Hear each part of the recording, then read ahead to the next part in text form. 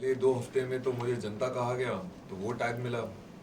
उसके बाद जब उससे उभरा तो मुझे फैन सेटर कहा गया, फिर उससे उभरा तो फिर जाके ऐसा मैंने सुना अंदर, पूजा जी ने मुझे बोला कि मुझे तुम्हारा प्रोग्रेस दिख रहा है, गेम में तुम्हारा प्रोग्रेस बिल्कुल ऐसा है। तो जब ऐसा प्रोग्रेस जैसी चीज़ें सामने आई, तो जैसा कि आपने कहा कि पहले मैं लड़ाकू था और दूसरा मैं रोमांटिक था और तीसरा मैं गेम चेंजर अभी बाहर निकला हूँ, तो वो भी एक मैंने टैग सुना है। तो जो भी है वो मेरी पर्सनालिटी का ही हिस्सा है और वो मैंने ग्रेसफुली एक्सेप्ट किया है। अगर आप ये 3 अविनाश को देखें तो तीनों अविनाश मेरा ही हिस्सा थे। मैं किसी से नकारूंगा नहीं और ना नहीं बोलूँगा कि नहीं ऐसा मुझे तो नहीं लगा। डेफिनेटली यस, मैं जैसा दिखा हूँ वो मैं हूँ।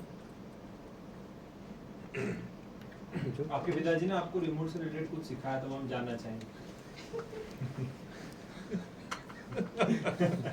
मुझे पता था यही पूछेगा।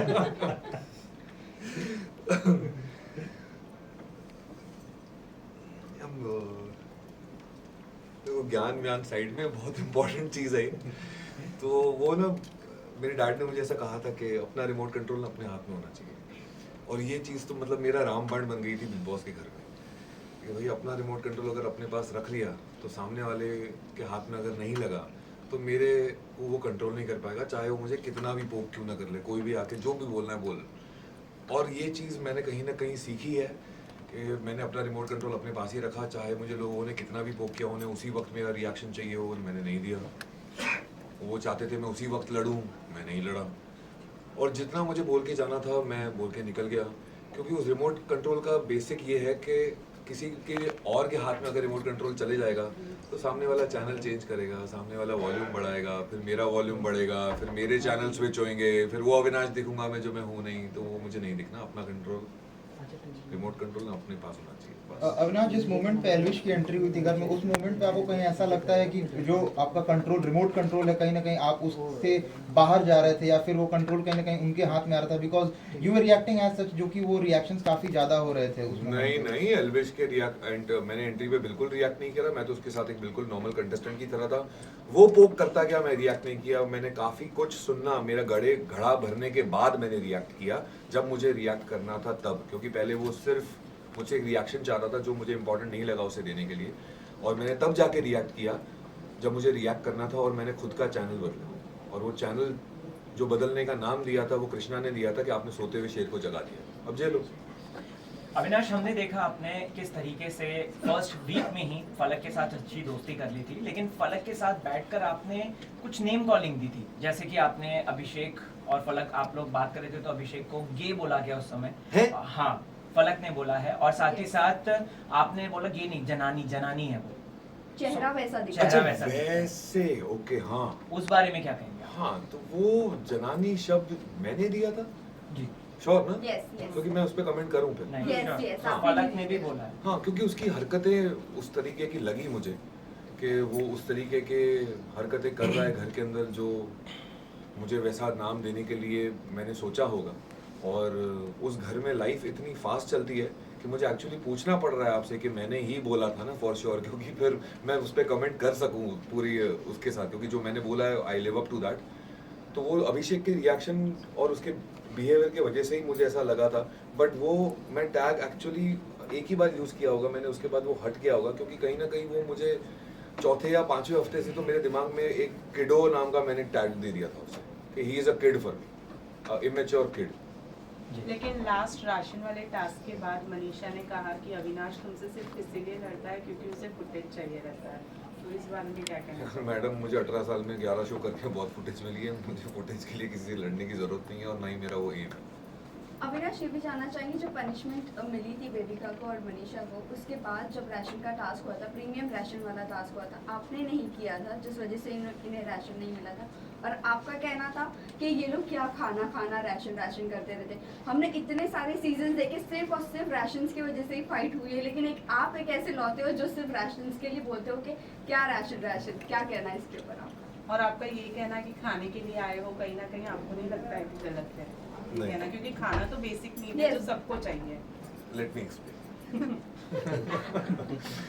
तो इसमें बहुत सारे पॉइंट्स थे। पहले, सबसे पहले तो मुझे लग रहा था यार मैंने उसके रास्ते में कांटे तो डाल दिए वीकेंड के बार पे, पर अब कांटे डालने का मौका ही नहीं मिला, कोई टास्क हुआ ही नहीं, सीधा फैमिली आने लगी अंदर, सब इमोशनल हो गए एक दूसरे को, पेरेंट्स को देख के, और सब हवा में चला गया। तो मैं कब कांटा बनूं? जब वो सो रहा है तब, क्योंकि टास्क के अलावा तो वो सोता ही था मेरे हिसाब से। तो मेरे को समझ में नहीं आ रहा था मैं कब कांटा बनूंगा। और फिर उसका कैप्टनसी का टास्क आया जब उसको पनिशमेंट देनी थी। मतलब यार ये फाइनलिस्ट तो ऑलरेडी बन चुका है, उसमें तो मैं कांटा बन नहीं पाया, तो मैं उसका कैप्टनसी में तो कांटा बनूं। और एक दिन पहले ही जब उसने मुझे वो OTT वाले जोन में जहाँ उनकी मंडली बैठती थी वहाँ बैठ के मुझे बात कर रहा था, तो मेरी ही लाइन थी जो मैंने उसे कही थी, मतलब अभिषेक तू कैप्टन है, स्ट्रेस तेरा है, मेरे को कुछ नहीं है, मेरे को आगे सिर्फ तेरे को पोक करना है और तू नाचेगा। मैंने उसे पहले ही बता दिया था एक दिन पहले कि मैं ऐसा करने वाला हूँ या कर सकता हूँ, जो अभिषेक ने शायद मेरी हिंट नहीं सुनी, और मैंने नेक्स्ट डे से उसे पोक करना मेरा इंटेंशन था। और दूसरा इंटेंशन ये था कि मैंने देखा बेबिका का मन नहीं मान रहा था जो उसने बोला, वो अग्री नहीं कर रही थी, तो क्यों कर रही है, कपड़े क्यों धो रही है? तो उसका रीज़न ये था कि नहीं मेरे पापा मुझे समझा के गए, मैं किसी से लड़ूंगी नहीं, मैं करूंगी जो वो करना है। ठीक है भाई, अब तेरी सोच वैसी है, फीलिंग कुछ और है, दोनों कंफ्यूज है, ठीक है कर। मनीषा उसकी दोस्त है, वो उसके अगेंस्ट जाएगी नहीं, तो उसने कर लिया। रही बात मेरी, तो कोई तो मजे ले, कोई तो मना करे। मैं सोच रहा था कि ये टास्क दिया क्यों गया है? क्या ऑडियंस ये देखना चाहती है कि बेबिका कपड़े कैसे धोती है? नहीं। क्या वो ये देखना चाहते हैं कि मनीषा शू पॉलिश कर पाती है या नहीं? नहीं। तो इस टास्क का मकसद क्या था कि पनिशमेंट दो और सब ले लें और घर चले जाएं? मेरे हिसाब से नहीं। मुझे ऐसा लगा कि इस टास्क का मकसद कुछ और है। वो अगर कैप्टन बन के पनिशमेंट दे रहा है तो हमारे हाथ में, हमने पनिशमेंट लेनी है नहीं लेनी है, रिवोल्ट करना है नहीं करना है। एंटरटेनमेंट मुझे उस टास्क में मिसिंग लग रहा था। तो मैं ये सारे पॉइंट्स को कंसिडर करते हुए मैंने सोचा बेटा देख तेरे पे आएगी, सब तेरे से लड़ेंगे, राशन मिलेगा नहीं, मतलब ओके मेरे लिए राशन से ज़्यादा दाल चावल खा के मैं एक हफ्ता बिता दूंगा, पर मेरे लिए एंटरटेनमेंट ज़्यादा इंपॉर्टेंट है, जो ऑडियंस को देना चाहिए वो मेरा काम है as an actor, as an entertainer in this industry since last 18 years. तो मैंने सोचा कि नहीं, अब जो कुछ भी होगा मैं तो ये उठाऊंगा ही उठाऊंगा, भले मेरे को कितनी भी गालियाँ पड़े। अगर मैं अगेंस्ट कर देता हूँ, बिग बॉस बोल देते हैं कि अभिषेक आपके हाथ में, अगर आपको किसी को जेल भेजना है तो भेज सकते हैं, मैं जेल जाने के लिए भी तैयार था। But eventually it came down to ration. और राशन में उससे पहले आपने देखा होगा BB वर्स के अंदर हमने अंडे लिए थे, तो कॉफ़ी और दही तो वैसे भी नहीं आनी थी, तो बचा क्या, ब्रेड बटर और चिकन। चिकन अभिषेक खुद खाता नहीं है, बचा ब्रेड बटर और सबके लिए अंडे। सिर्फ ये 3 चीज़ नहीं आई है, और हम वहाँ हॉलीडे पे नहीं गए हैं। मेरा ये कहना था कि हमें खाना तो मिल ही रहा है, बिग बॉस वाले हमें भूखा थोड़ी मारेंगे, हम कुछ ना कुछ खा के पेट भर के ही जी लेंगे।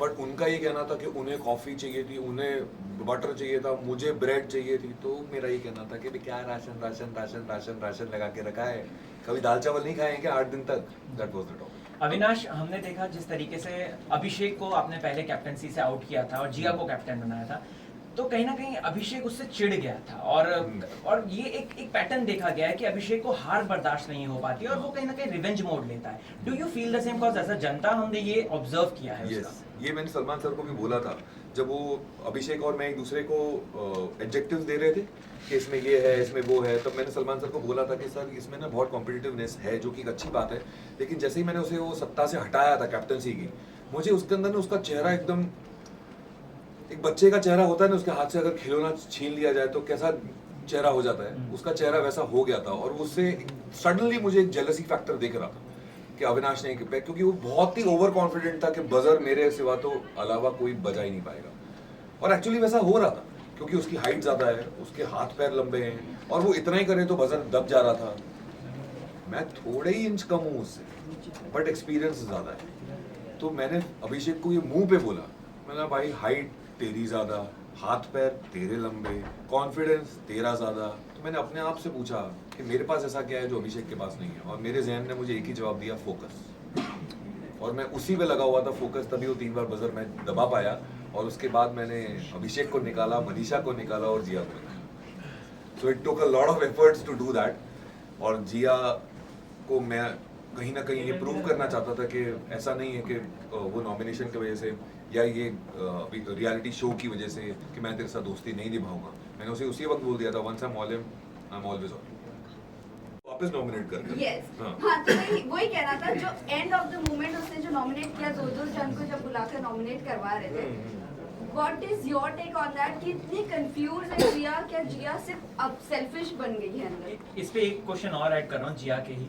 अभिया एक ऐसा हैशटैग जो सामने आया है, यूजुअली नहीं बोला जाता है, जो बाहर चल रहा होता है, लेकिन वहां पे कहीं ना कहीं एक हिंट दिया गया कि एक चल रहा है। उसके बाद से हमने देखा कि जिया कंटिन्यूअसली अभिषेक के साथ इन्वॉल्व हो रही है, आपको नॉमिनेट कर रही है या फिर आपके खिलाफ जा रही है, चीजें कर रही है। उस चीज को लेकर क्या कहना है?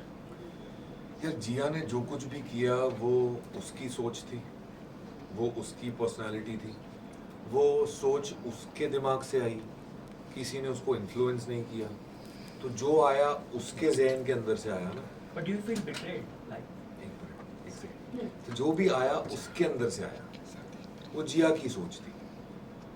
अगर किसी और के कहने से करती तो मैं बोलता कि इन्फ्लुएंस हो गई, बट नहीं, जो कुछ भी सोचा वो उसने खुद सोचा। मेरा ये सोचना है कि मैं ऐसा सोचता ही नहीं और सोच पाता भी नहीं, और अगर वैसा सोच के अगर मैं ट्रॉफी जीत भी लूँ तो मेरे लिए वो ट्रॉफी नहीं होती, क्योंकि वो मैं रियल नहीं हूँ। वो फिर एक तो स्लाई गेम हो गई ना कि चलो ठीक है, ओके इस गेम में ऐसा करते हैं। बट ये भी अगर देखा जाए, उसने मेरे मुंह पे एक्सेप्ट किया कि हाँ उसे सेल्फिश मोड ऑन करना था और उसे अपने बारे में सोचना चाहती थी। तो ये जिया की पर्सनैलिटी का हिस्सा है, मैं ये बोल रहा हूँ। सेल्फिश मोड ऑन करना जिया की पर्सनैलिटी का हिस्सा है। तो अगर वैसी वो सच्चाई है उसके बारे में, तो जिया वैसी है। और कहीं ना कहीं मुझे ही क्लैरिटी मिली कि जिया ऐसा कर सकती है, कि उसके अंदर एक पर्सनैलिटी ट्रेट ऐसा भी है। तो eventually I got to know the clarity. Betrayal free feel नहीं मैं बोलूँगा, betrayal is a very big word. Nomination तो मेरे 7 हफ्ते में से 5 हफ्ते हुए। मैं तो ऐसे ही लगता था मैं LOC पे चल रहा हूँ कि कब बम फट जाएगा पता नहीं चलेगा, और हर हफ्ते कोई ना कोई बम फटता ही था। पहले 3 हफ्ते तो कहाँ से बम फट रहे थे समझ में नहीं आ रहा था। So walking on the LOC I reached 7th week and I don't feel it was a betrayal. Nominate तो मैं ऐसे नहीं तो वैसे ही मुझे लग ही रहा था। रही बात जिया बचा सकती थी, वो डेफिनेटली था एक ऑप्शन, बट उसने नहीं बचाया। अब वो उसका अभिषेक की दोस्ती की एक बात कर रहे बट कहीं ना कहीं बाहर आपका उन्हीं की सिस्टर के साथ 6 मंथ्स का कुछ रिलेशनशिप था शफक के साथ। तो क्या कहना चाहोगे, ये जर्नी को आप कैसे कैरिड ऑन करोगे अगर फलक को इस चीज में नाज हो, वो हो तकलीफ हो कि एतराज हो कि शफक के साथ ऑलरेडी आपके पहली बात तो शफक और मेरे बीच में कुछ था नहीं। ये चीज़ अब क्यों आ रही है, कहाँ से आ रही है, मुझे कोई आइडिया नहीं है, और ना ही मुझे आइडिया चाहिए, क्योंकि वो बेतुकी है। मैं और शफक एक टेली फिल्म में साथ में थे जो स्टार प्लस पे टेलीकास्ट हुई थी। 10 या 12 टेलीफिल्म बनी थी, उसके लिए हमारा 20-25 दिन का आउटडोर था महाबलेश्वर में। और हमारी टेलीफिल्म की सबसे ज़्यादा TRP आई थी। वो एक रोमांटिक टेलीफिल्म थी, वो एक बहुत अच्छा शूट था। वो आज भी मैं मिस करता हूँ, इतना अच्छा शूट था वो। और वो सब साथ में ही रह रहे थे। तो उस वक्त समीर शर्मा भी मेरे साथ उसी शो में था, जो अब नहीं रहे। तो हमारा एक बहुत ही अच्छा बॉन्ड बन गया था कास्ट के बीच में, डायरेक्टर से लेके पूरे टास्क जो बैक ऑफ द कैमरा जितने भी टेक्नीशियंस थे, क्योंकि हम सब साथ में रहते थे। तो उस वक्त का ही ये दौर है। और वो चीज़ अब क्यों आ रही है 11 साल बाद, कहाँ से आ रही है, क्यों आ रही है, और उससे तवज्जो क्यों दिया जा रहा है, मुझे नहीं पता। ऐसा कुछ भी नहीं है। It's a complete surprise for me. फलक ने भी मुझसे ये कल पूछा, तो फलक को भी नहीं पता था और मुझे भी नहीं पता था। तो वी हैव नो आइडिया। और फलक को इस चीज़ से कोई फ़र्क नहीं पड़ता। उसने बोला क्योंकि वो सही है ही नहीं, और मुझे भी कोई फ़र्क नहीं, इससे कोई फ़र्क नहीं पड़ता क्योंकि वो सही है ही। ओके, एक last question, who is Elvish for you? कैसा बंदा है आपके लिए एल्विश? यार एल्विश गेम में कुछ और था, घर में जाते जाते कुछ और नजर आया। उसका हक टच कर गया मेरे को। उसने जब एंड में हक किया ना, तो वो बहुत ही जेन्युइन था, क्योंकि मैंने कोशिश की उसे समझने, मैंने एक्स्ट्रा एफर्ट्स डाले उसे समझने की। जबकि वो तो मुझे गालियाँ दे रहा था और वो मुझे गंदी लैंग्वेज यूज़ कर रहा था, जो कि मुझे समझ में भी नहीं आती वो बोल क्या रहा है। बट फिर भी मुझे ऐसा लगा कि मुझे कोशिश करनी चाहिए। ऐसा नहीं होना चाहिए कि अविनाश ने तो कोशिश ही नहीं की समझने की एल्विश को। तो मैंने जब उससे समझने की कोशिश की, तो मुझे उसका रियल साइड दिखा कि वो एक समझदार बंदा है। अगर उसे 2 मिनट बैठ के अगर कुछ समझाओ ना प्यार से, भले आप अगर उसे हक जमाना चाहो ना, तो हक जमाने देता है, क्योंकि वो ऐसा इंसान है। वो एक नाइव इंसान है जो 24-25 साल का है, और वो उसमें समझदारी है, उसमें ज़्यादा गहराई है। वो समझता भी है और समझाता भी है और सिचुएशन भी समझ लेता है। पर उसने एक्सेप्ट किया उसमें एंगर इशू है, कि उसका 2 सेकंड में गुस्सा ऐसे जाता है और वो 2 घंटे में वापस ठंडा हो जाता है। ये चीज़ उसी ने खुद एक्सेप्ट किया, और मुझे उसके लिए उसने सॉरी बोला है, विच आई टुक इट ग्रेसफुली। और मेरे लिए अपने दिमाग में, जहन में उसके लिए कुछ भी ग्रजेस नहीं है।